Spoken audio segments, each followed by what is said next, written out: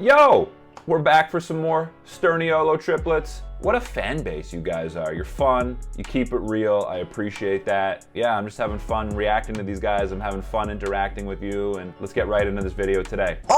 Alrighty, it is Friday once again. Welcome to another magical, mysterious. Oh! What the fuck is this, the magic school bus, buddy? Was that? I almost thought that was Nick in the front for a second. There was a different energy there. Friday video with us. Are you telling them it's Sunday? Yeah, never mind. Never mind, that's Matt in the front. Who's the most recognizable to you? Like, to me, if I see all the three triplets right away, I feel like Chris, maybe Nick, actually, because I do get Matt. Yeah. You know what? I changed my answer. I think it's Nick. Nick, we talked about your coming out story, and we were just rolling out those like little red candies. You remember those? Red candy. We should go tomorrow and get them. But I love how we just make plans like that. correct. You know, like Correct. It's awesome. I hate it. I think it's stupid. I think you're stupid. I think you're an idiot. And speaking of thinking our plans and everything. You know, guys, I'm not going to stop commenting on the bond between Matt and Chris. It's just not going to happen. But you saw what went down there, right? But I love how we just make plans like that. correct. You know, like Correct. It's awesome. Like, I like how Matt's actually acknowledging that he appreciates the bond. I love how we just make plans like that. If there's something that you appreciate about someone, or there's something that you appreciate about the relationship that you have with someone, you should say it. It's a feel-good moment. Little things like that feel good. I like the energy in this video. I think you're stupid. Already. I think you're an idiot. And speaking of thinking our plans and everything. wow, what? That transition gave me chills to this video. Okay, but listen. That was like I'm also amazing. super Look at excited that. because this means I'm finally gonna start an argument, I feel like. Like an argument will Nick, be shut the you fuck always up, start bro. arguments. You're always What's beefing. They're on Nick. They're on top of Nick on this video, huh? Like, both of the guys are teaming up on Nick. Anyway, Wrong. I hate when Matt does that. When he does one word and just like thinks he's the boss. we're gonna Wrong. do. Listen, hold on. Boss Hold mode. on. Okay. I'm the boss. I'm gonna make this a little. like a little. I'm gonna make this a little.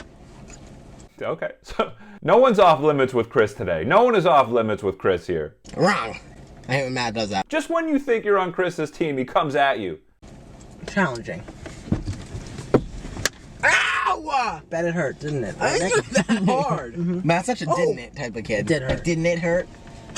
I have a cavity for sure. Really? Like, they can be complete assholes to each other, and the next second they're smiling and laughing and it's all love. Chris can just make fun of Matt or Nick and vice versa, and then the next second it's like nothing happened.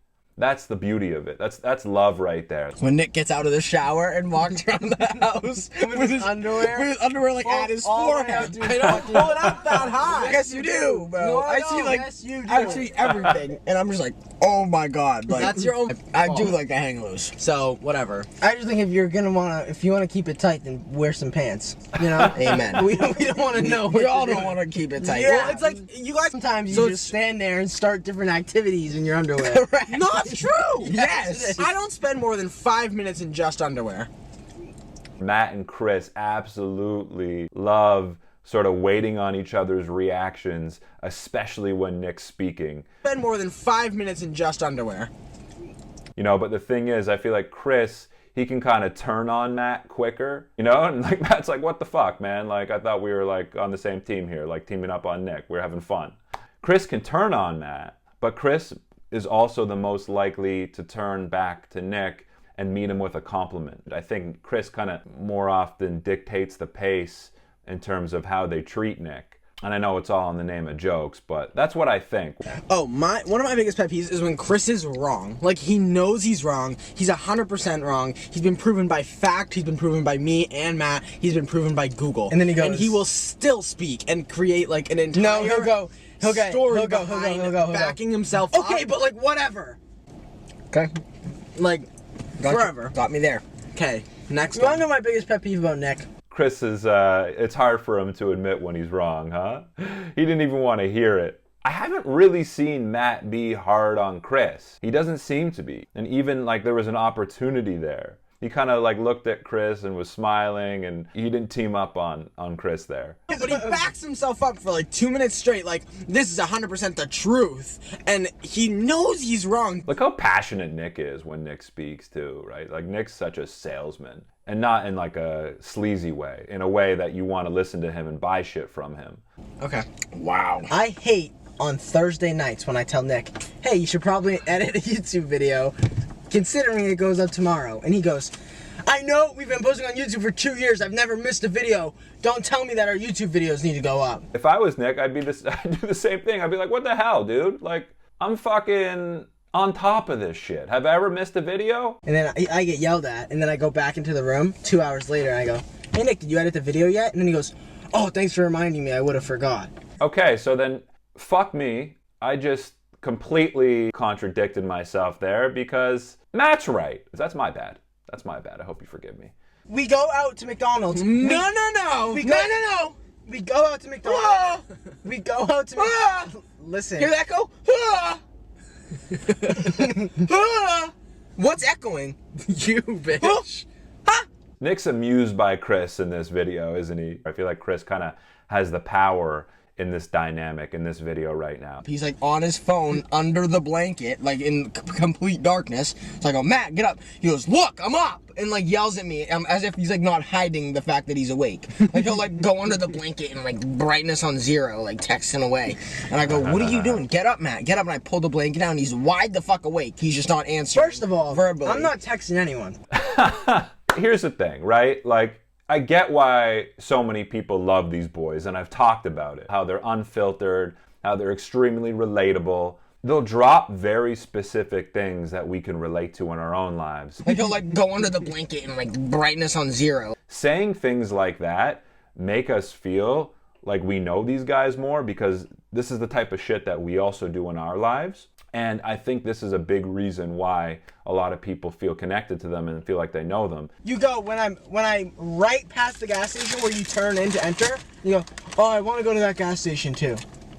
And then I gotta turn around and pull back in because you get all mad. that happen? That's every annoying. Single time. All the fucking Every single time. Oh, who are you telling? What's going on? Nobody gives a fuck because I don't care. Who gives a fuck? Because I don't care. Woo! Chris feeling spicy, and Nick can feel that Chris is feeling spicy today. Gives a fuck because I don't care.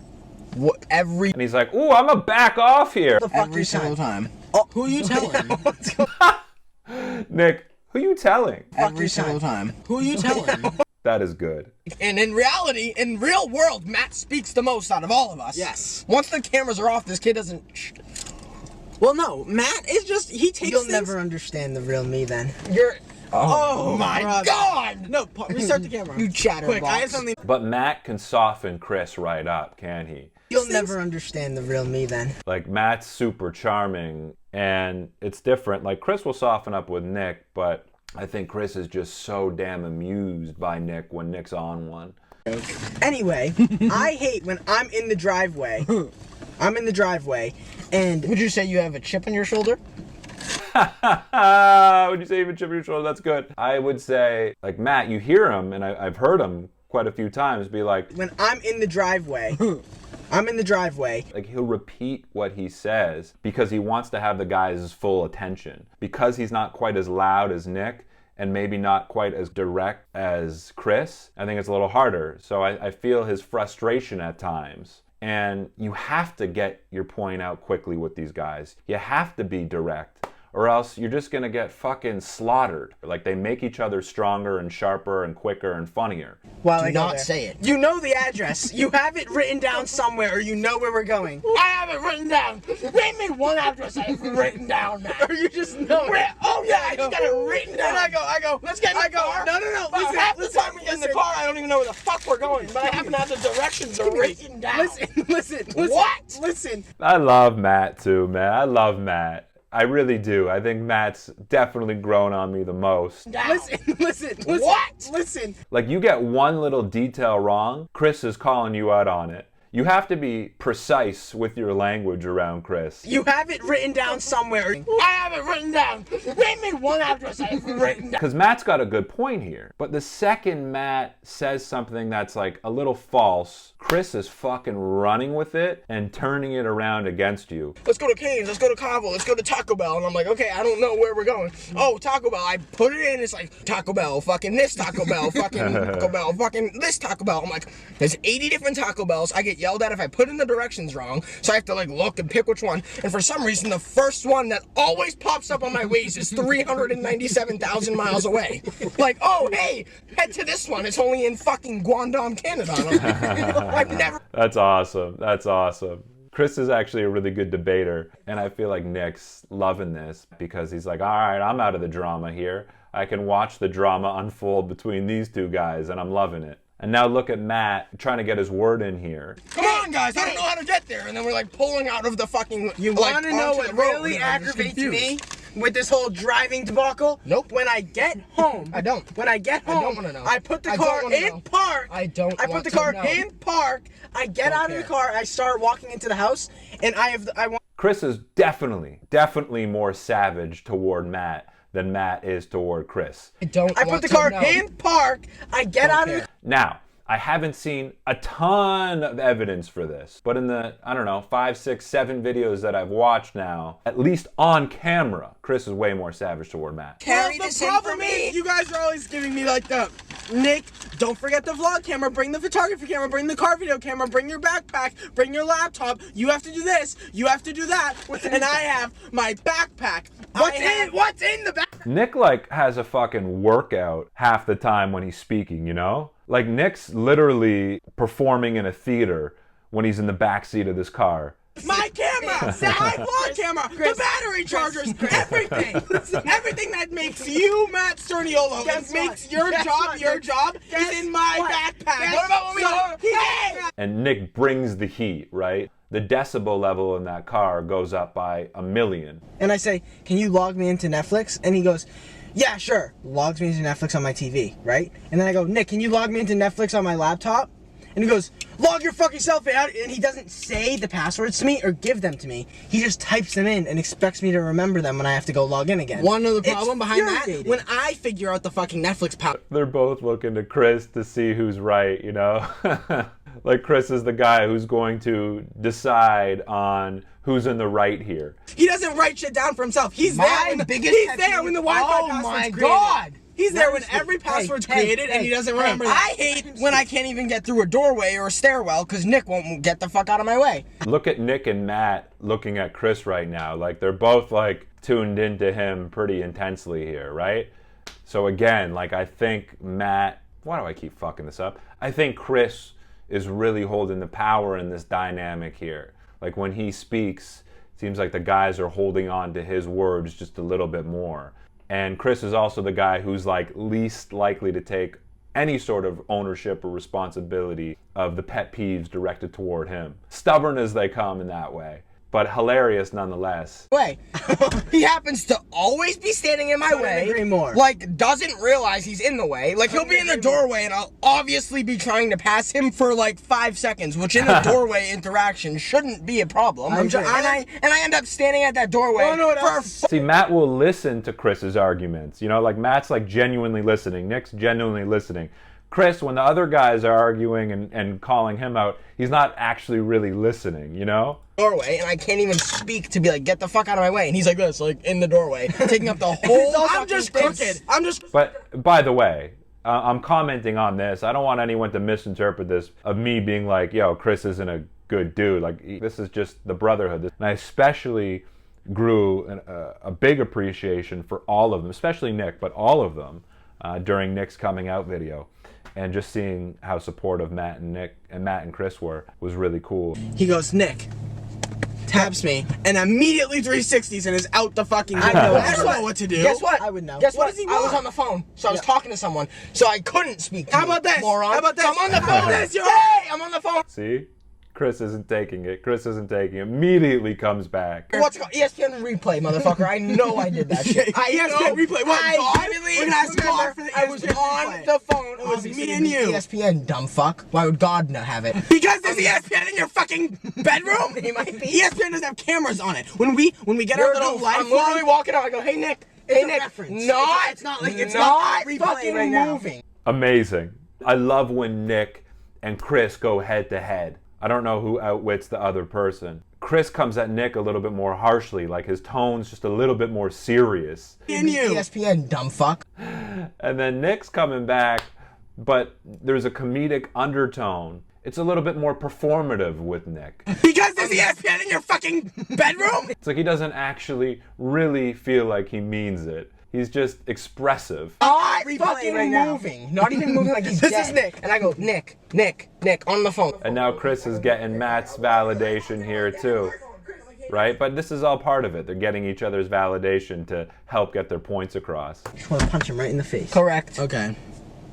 Correct. Wow, I feel like I didn't get a lot against me today. But we're Yeah, not you're done. awesome.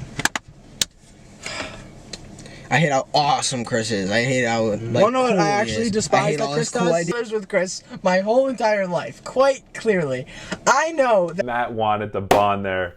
You know, I think it got to the point where it was like, all right, there's just too much confrontation. Matt needed that love. Chris can handle the conflict, I think, more than the other two guys. He can handle the confrontation a little bit more. I think Matt, at the end of the day, he needs that love. You're I want that lemonade. much of a Pepsi addict that you know what other drinks you want to substitute before water with Pepsi? The Pepsi? You are bizarre. you are.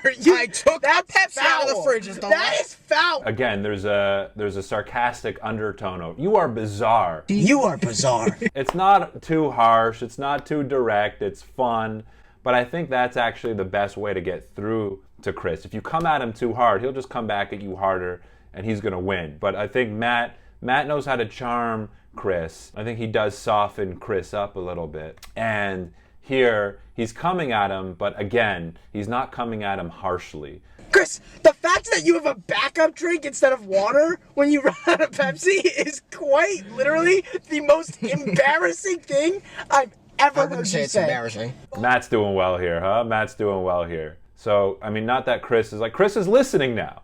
He's still being defensive, but he's listening a little at least.